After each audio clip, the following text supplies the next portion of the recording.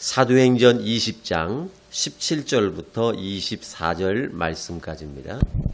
바울이 밀레도에서 사람을 에베소로 보내어 교회 장로들을 청하니 오매 그들에게 말하되 아시아에 들어온 첫날부터 지금까지 내가 항상 여러분 가운데서 어떻게 행하였는지를 여러분도 아는 바니 곧 모든 겸손과 눈물이며 유대인의 간계로 말미암아 당할 시험을 참고 주를 섬긴 것과 유익한 것은 무엇이든지 공중 앞에서나 각 집에서나 거리낌이 없이 여러분에게 전하여 가르치고 유대인과 헬라인들에게 하나님께 대한 회개와 우리 주 예수 그리스도께 대한 믿음을 증언한 것이라.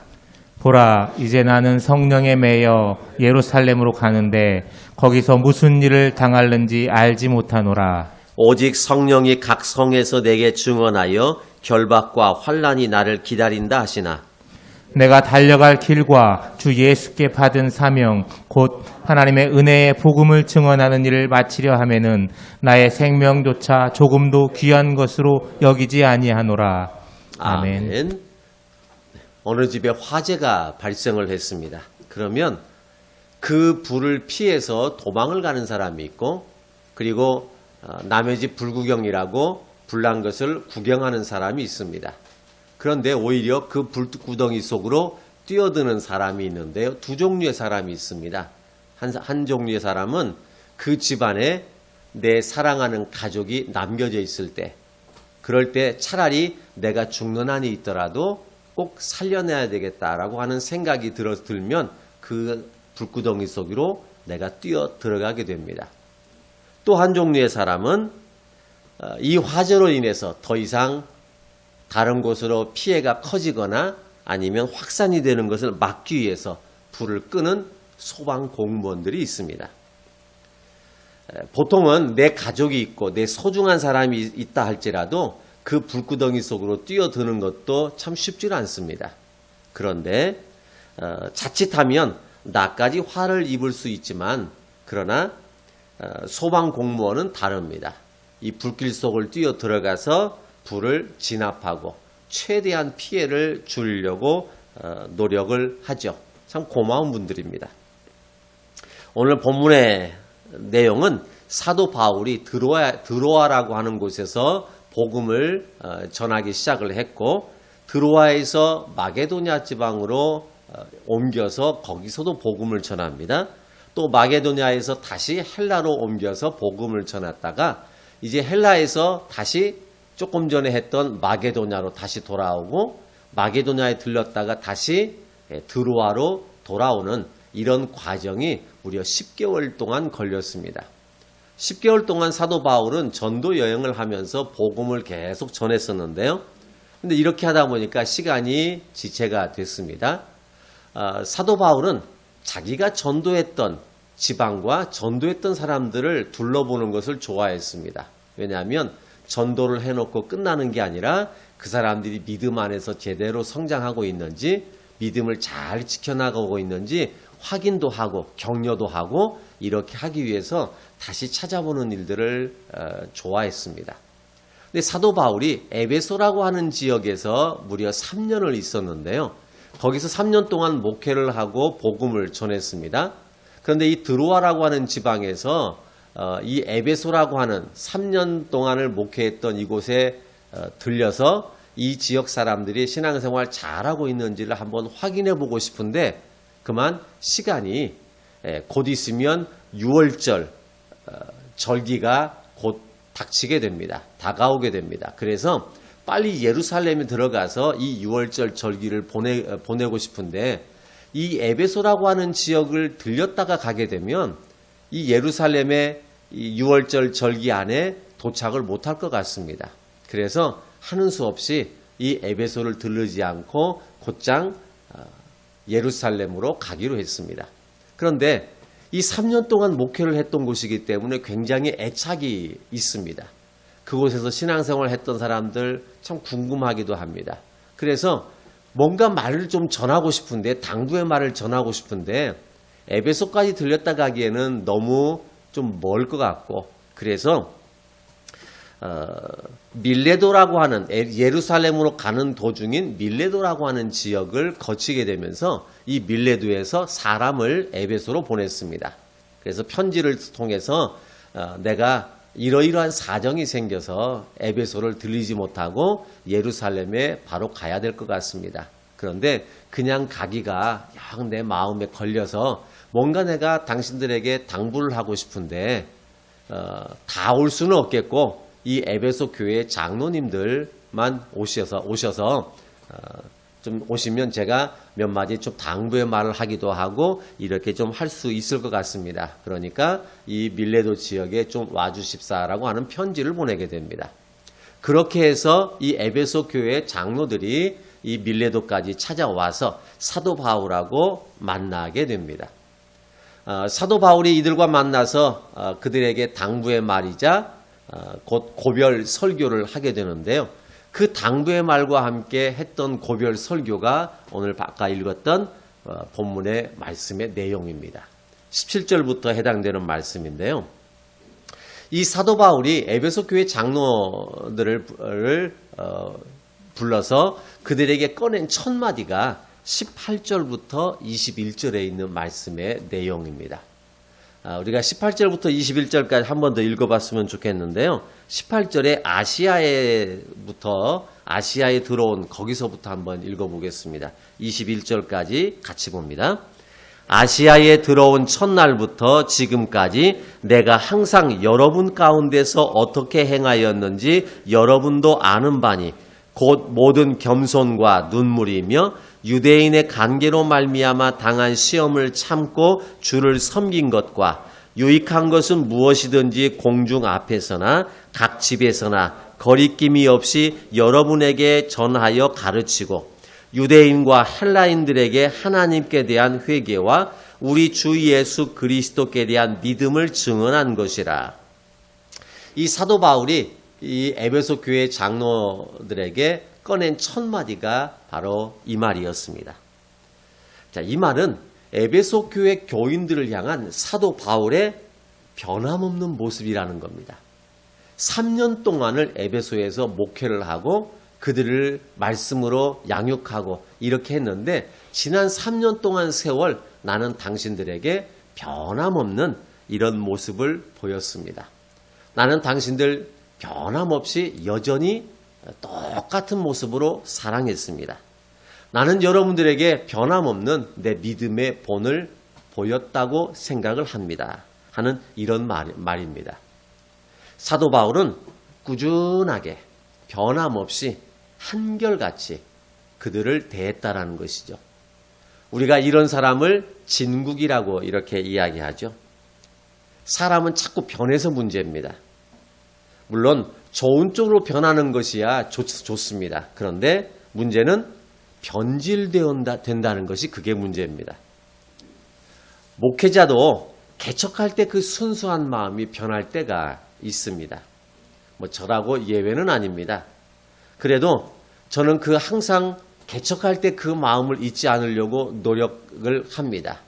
근데 그 노력할 수 있는 것은 제가 98년도 6월 20일 우리 슐만한 교회를 개척할 때 개척하기 일주일 전에 한 통의 편지를 받았습니다. 다른 교회 다니시는 집사님인데 교회를 개척한다고 하니까 참 큰일, 하나님의 큰일을 하시니까 참 감사합니다. 그런데 개척을 하신다고 하니까 제가 감히 좀 당부의 말씀을 좀 드리고 싶습니다 하는 내용의 편지 2장을 보내왔습니다. 자기는 지금까지 신앙생활 하면서 교회는 사람을 보는 곳이 아니라 하나님만 보는 곳이다 라고 하는 말만 들어왔다는 겁니다. 그래서 힘들고 어려워도 그래도 하나님만 보겠다라고 하는 이런 마음으로 믿음 생활을 했는데, 그런데 목사님은 간혹 이야기하기를 교회는 하나님만 보는 곳이 아닙니다. 사람도 보는 곳입니다 라는 말을 했다는 겁니다. 제가 그렇게 말한 이유는 교회는 하나님만 보는 것이 아닙니다. 우리가 믿음이 있을 때는 하나님만 볼 수 있습니다. 그런데 아직 내 믿음이 그렇게 성숙하지 못할 때는 사람을 볼 때가 더 많죠. 하나님이 보이는 것보다는 사람이 보일 때가 많습니다. 그래서 사람 보고 시험 들기도 하고 낙심하기도 하고 속상하기도 하고 합니다. 성경에도 보면 사람은 외모를 보지만 하나님은 중심을 보신다 했습니다. 우리가 서로 사람을 볼 때 중심을 바라볼 수 있다면 참 좋겠는데 사람은 외모를 보기가 참 쉽습니다. 그리고 또 성경 말씀에 보면 예수님께서 하신 말씀이 너희의 착한 행실을 보고 사람들이 하나님께 영광을 돌리게 하라라는 그런 말씀이 있습니다. 우리의 착한 행실을 사람들에게 보여줘야 그들이 나를 보고 하나님께 영광을 돌릴 수 있다라는 거죠. 그런데 무조건 사람 보지 말고 하나님만 바라보라라고 한다면 믿음이 성숙해질 때까지는 그게 참 어려운 일입니다. 그래서 저는 간혹 그런 이야기 했습니다. 교회는 사람 하나님만 보는 곳이 아닙니다. 사람도 보는 곳입니다. 그러니 우리가 똑바로 신앙생활을 해야 됩니다. 이 이야기를 했습니다. 그랬더니 그 말에 굉장히 공감한다는 것입니다. 그래서 그 말에 목사님이 하신 그 말에 내가 굉장히 크게 공감을 합니다. 그러니 목사님 성도들을 교회를 개척하신 이후에 성도들을 질책하지 마시고 성도들을 사랑하고 복을 빌어주시는 이런 목회자가 되어주십시오라고 하는 이런 내용의 편지입니다. 그런데 저는 그 편지를 이렇게 들었습니다. 교회는 하나님만 보는 곳이 아닙니다. 사람도 봅니다. 그러니 내가 목사님 어떻게 하시는지 똑바로 지켜보겠습니다 하는 그 말로 저는 들었습니다. 저를 지켜보겠다는 겁니다. 가까이서 지켜보겠다는 건데 그래서 항상 그 말이 생각이 납니다. 그래서 1년이면 꼭 2번은 제가 2번 이상은 그 편지를 지금도 읽습니다. 20년이 넘었습니다. 아직도 제가 그 편지를 가지고 있고 어제도 그 편지를 한 번 더 읽고 나왔습니다. 교회 설립 기념 달이 있을 때 그쯤에 가서 한 번 읽고요. 그 다음에 연말에 가서 새로운 한 해를 계획할 때 그리고 그 편지를 읽습니다. 그러면서 생각합니다. 한 해 동안 똑바로 좀 한번 해보자 하는 이런 생각을 갖습니다. 목회자도 보면 변질되기가 쉬운 위치에 있는 사람들입니다. 성도들은 어떨까요? 교회에서 직분을 받기 이전과 받고 난 후가 많이 달라지는 사람들 있습니다. 물론 좋은 쪽으로 달라진다면 당연히 좋은 현상이지만 마치 직분을 맡은 것을 계급이나 또는 권력으로 생각하는 이런 경우들도 있습니다. 우리가 신앙생활 하면서도 신앙생활에 익숙해지다 보면 처음 가졌던 그 마음이 쉽게 변질되기도 합니다. 그래서 어느 정도 익숙해지다 보면 습관이 되기가 쉽고 또 형식적으로 하기가 쉬워집니다. 그래서 처음 가졌던 그 마음이 변하기가 참 쉬운 거죠. 결혼 생활도 익숙해지면 말을 서로 함부로 합니다. 상대방의 말은 귀담아 들으려고 하지 않습니다. 내 말만 앞세웁니다. 상대방에 대한 배려나 상대방에 대한 존중의 마음은 없습니다. 그러다 보니 부부 관계가 깨지게 되고 갈수록 그 사이는 멀어져만 가는 거죠. 서로 남 탓하기 바쁩니다. 신앙생활도 우리가 익숙해지면 쉽게 생각합니다. 하나님의 음성을 들어야 되는데 내가 듣고 싶은 말만 골라서 듣습니다. 하나님께 기도도 하고 내가 기도를 하는데 내가 하고 싶은 말만 다 하고 하나님이 내게 해주시는 말을 잘 듣질 않습니다. 그래서 성경에 보면 처음 사랑을 가져라 하는 이런 말씀을 우리에게 이야기하죠. 너희가 첫사랑을 버렸다. 처음 그 마음이 많이 변질됐다. 처음 그 마음을 다시 회복하라 하는 그런 말씀을 하나님께서 우리에게 주시기도 하십니다. 여러분 사도 바울의 말을 다시 한번 들어볼까요? 아시아에 들어온 첫날부터 곧 에베소에 들어온 첫날부터 지금까지 나는 지난 3년 동안 내가 항상 여러분 가운데서 어떻게 행했는지 여러분들도 아는 바입니다. 여러분, 이런 진국이 되실 수 있길 바라겠습니다.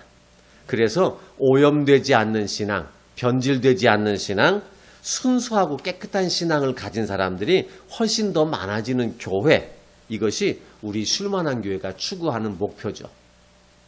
변화는 돼야 되지만 변질돼서는 안 됩니다. 그래서 순수한 신앙을 갖고자 노력하고 항상 이것을 기억하자라고 하는 것이 우리의 쉴만한 교회가 추구하는 목표인데요. 여러분, 이 목표를 여러분들이 이루어 주실 수 있길 바라겠습니다. 사도 바울이 에베소 교회 장로들에게 건넨 첫 마디가 이겁니다.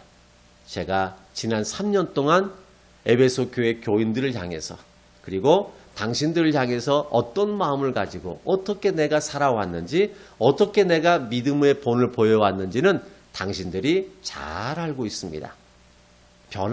없었다는 이야기입니다. 그 다음에 사도 바울이 두 번째로 건넨 주제는 사도 바울이 예루살렘에 가고자 하는 그 계획을 이야기합니다. 첫째로는 내가 그동안 어떻게 했는가 하는 것들을 이야기하고, 그 다음에는 예루살렘에 가려고 하는 그 계획을 이야기하는데요.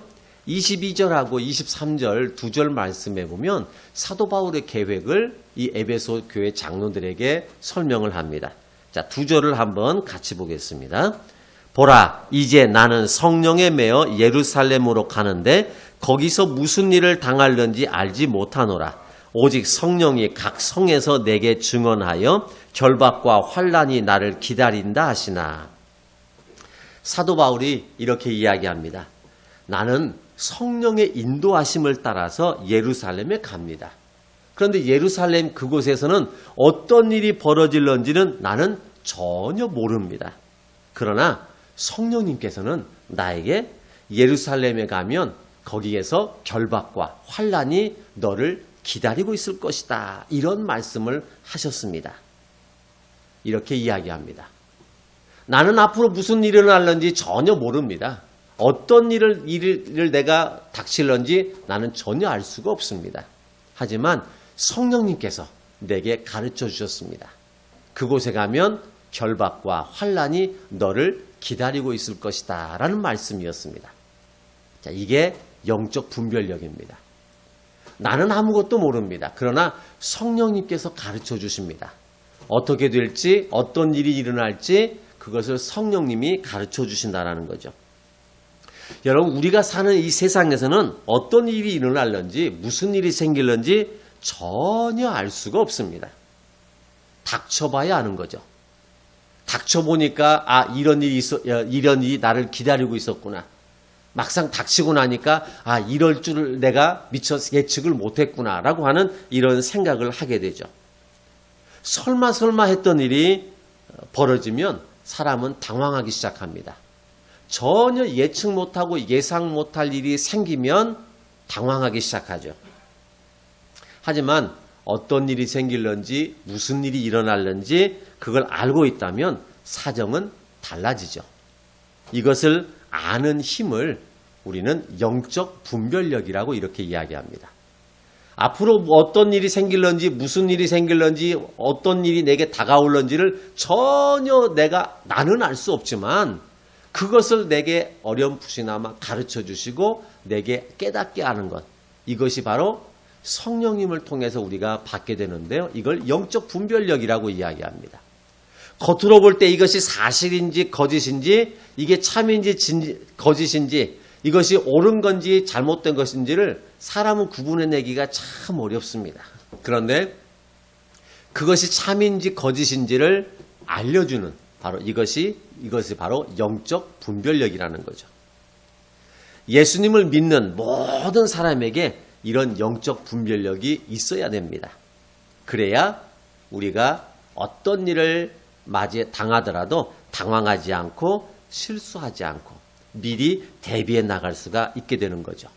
그런데 이런 영적인 분별력은 모든 사람들에게 다 주어지는 건 아닙니다. 아무나 영적 분별력이 생기는 것이 아닙니다. 교회는 잘 다닙니다. 그런데 조그마한 일에도 자주 시험 들고 일이 안 되면 불평하고 좋으면 열심히 했다가 아니면 열정도 금방 식어버리기도 합니다. 때와 장소와 상황에 따라서 사람이 자주 바뀌는 이런 사람에게 영적 분별력이 있을까요? 그럴 리가요. 아시아에 들어온 첫날부터 지금까지 신앙생활에 진득하고 믿음 생활하는데 꾸준하고 변함없이 진득한 이런 사람에게 성령님께서 가르쳐 주시고 성령님께서 보여주시고 성령님께서 알려주시는 것이 영적 분별력입니다. 왜 나는 교회 다니고 왜 나는 예배 드리는데 왜 영적 분별력이 없을까요? 내가 너무 수시로 바뀌기 때문에 그렇습니다. 좀 진득하니 좀 꾸준하게 변함없이 내가 가지고 있는 이 믿음과 신앙을 꾸준하게 이어나가야 되는데 들쑥날쑥하죠. 금방 사람이 바뀝니다. 돌변했다가 또 열심히 했다가 식었다가 금방 이렇게 들쑥날쑥하니 이런 사람에게 영적인 분별력이 생긴들 그 믿음이 제대로 지켜질 수 있을까요? 하나님은 꾸준한 사람, 믿음이 진득하니 변함없이 꾸준한 이런 사람에게 영적 분별력을 주시는 것입니다. 여러분, 꾸준하고 변함없는 그 진국이 되실 수 있길 바랍니다. 이로 인해서 하나님께서 여러분들에게 은혜로 주시는 영적 분별력이 여러분들에게 있으시길 바라겠습니다. 좀 진득하게, 꾸준하게, 좀 변함없이 이런 신앙들을 여러분들이 유지해 나갈 수 있었으면 좋겠습니다. 사도 바울이 성령을 통해서 주시는 이 영적 분별력으로 예루살렘에 가면 결박과 또 환란이 기다리고 있다는 사실을 사도 바울이 알았습니다. 자, 그러면 어떻게 해야 할까요? 내가 예루살렘으로 나는 급하게 이 6월절 절기가 되기 전에 도착해서 6월절 절기를 좀 그곳에서 보내고 싶은데, 그래서 나는 내 마음이 좀 급한 마음이 있는데 예루살렘에 가면 나를 결박하고 내가 환란을 당할 것이라고 하는 이것을 가르쳐 주셨습니다. 전혀 몰랐을 때는 그냥 생각 없이 빨리 가려고만 했습니다. 그런데 성령님께서 영적 분별력을 통해서 결박과 환란이 있다는 걸 가르쳐 줬습니다. 자, 그러면 어떻게 해야 될까요? 그래도 가야 될까요? 아니면 피해서 다른 곳으로 가야 될까요? 사도 바울이 한 말을 보면 좀 우리가 생각한 것과는 좀 다른 것 같습니다. 24절 말씀에 보면 사도 바울이 이런 말을 하게 됩니다. 한번 같이 보겠습니다. 내가 달려갈 길과 주 예수께 받은 사명 곧 하나님의 은혜의 복음을 증언하는 일을 마치려 하면은 나의 생명조차 조금도 귀한 것으로 여기지 아니하노라. 성령이 분별력을 통해서 알려주셨는데 예루살렘에 가면 틀림없이 거기에서 결박당하고 감옥에 갇히고 환란을 당할 것이다 라고 하는 걸 가르쳐 주셨습니다. 그렇다면 그때를 피해서 가든지 아니면 다른 곳으로 가든지 이렇게 해야 될 텐데 오히려 그곳으로 가겠다는 겁니다. 그 불구덩이 속으로 뛰어들겠다는 것입니다. 실컷 예루살렘에 가면 결박과 환란이 있다는 사실을 알려주었는데도 불구하고 그 불구덩이 속으로 가겠다고 합니다.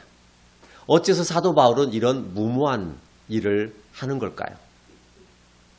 그 말은 얼핏 생각하면 우리에게도 마찬가지입니다. 영적인 분별력을 우리에게 하나님께서 성령님을 통해서 주셨습니다. 그런데 내가 뭔가를 하고자 하는 일, 내가 어디를 가고자 하는 그곳에 가면 내가 굉장히 힘들 거라는 겁니다. 그곳에서 굉장히 큰 고난도 있을 것이고 굉장히 어려운 일에 처하게 될 거라는 것을 내게 영적인 분별력을 통해서 알려주셨습니다. 그러면 여러분 같으면 어떻게 하실까요? 그럼에도 불구하고 가야 될까요? 근데 사도 바울은 가겠다는 겁니다. 이건 무모한 짓이에요. 왜 사도 바울은 이런 무모한 행동을 하게 됐을까요? 아마 이런 마음이지 않았을까 싶습니다.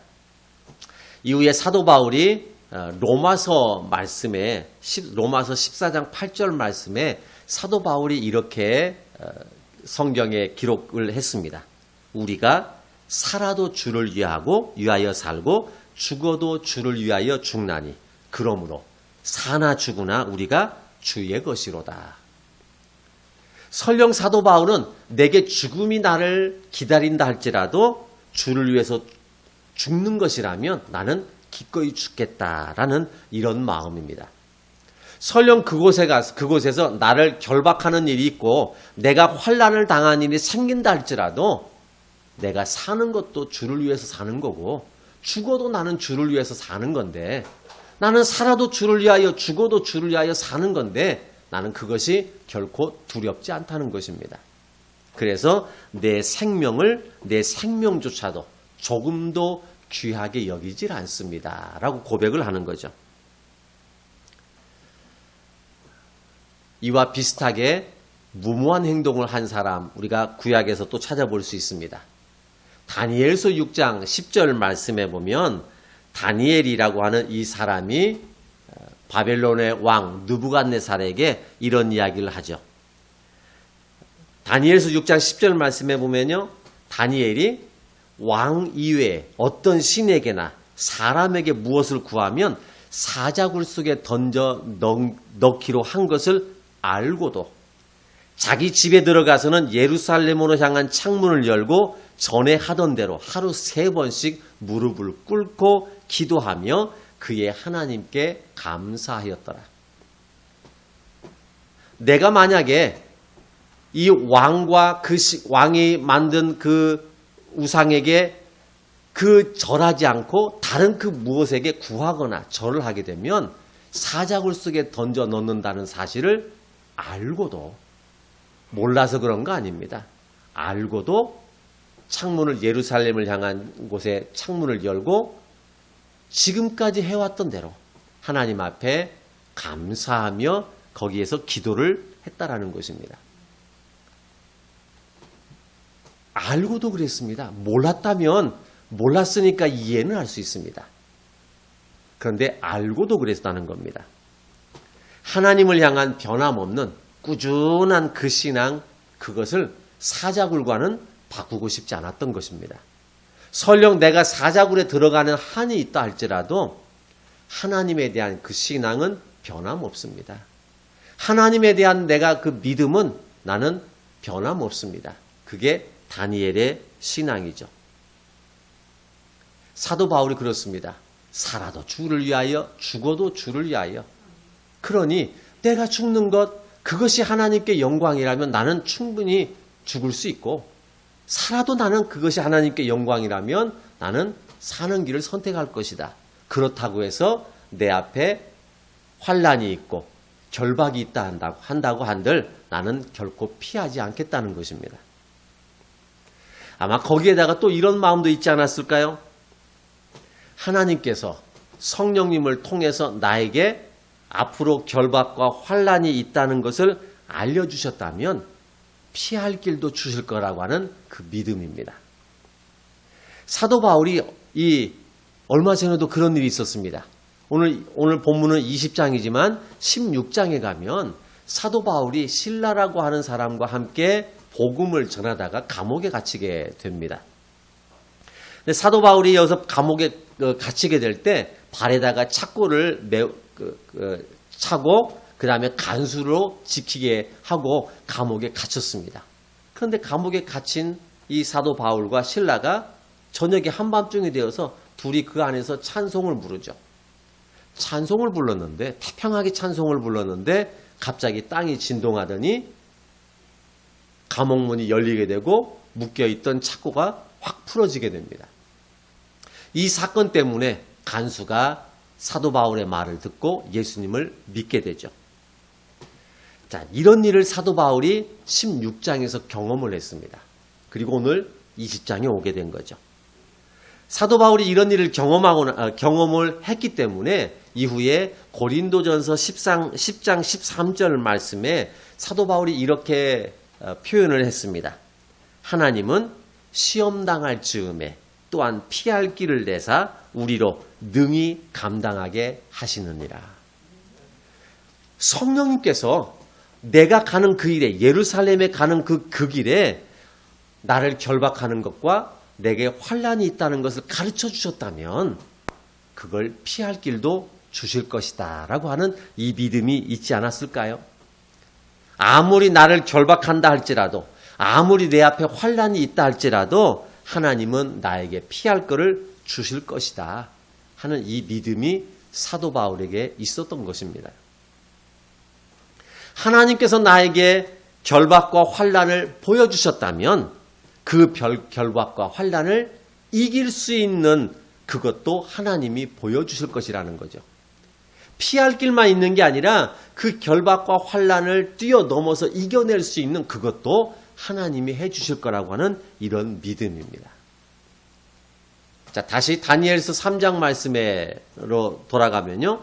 사드락과 메삭과 아벳느고라고 하는 다니엘의 세 친구가 있죠. 이 세 친구가 다니엘서 3장 16절 말씀의 이후에 보면요. 왕에게 하는 이야기가 이렇습니다. 느부갓네살 왕이여, 우리가 섬기는 하나님이 우리를 맹렬히 타는 풀무불 가운데서 능히 건져내시겠고 왕의 손에서도 건져내실 것입니다. 풀무불을 7배나 7배나 더 뜨겁게 해서 그곳에 집어넣겠다라고 협박을 합니다. 그런데 이 사람들에게는 그 풀무불이 전혀 두렵지 않습니다. 하나님이 우리를 풀무불 속에서 건져내실 것입니다. 그리고 왕의 손에서도 건져낼 것입니다. 설령 그러하지 않는다 할지라도 우리는 여전히 하나님을 믿는 믿음, 변함없는 믿음, 이것은 우리가 지켜내고 싶습니다. 여러분, 이것을 믿었기에 풀무불 속에서도 끓음조차 하나도 없이, 냄새도 없이 나오는 이런 기적의 현상이 일어나게 되죠. 불구덩이 속에도 들어갈 수 있는 이런 용기와 믿음은 어디서 나올까요? 바로 변함없는 꾸준한 믿음과 그 신앙으로부터 출발을 하게 됩니다.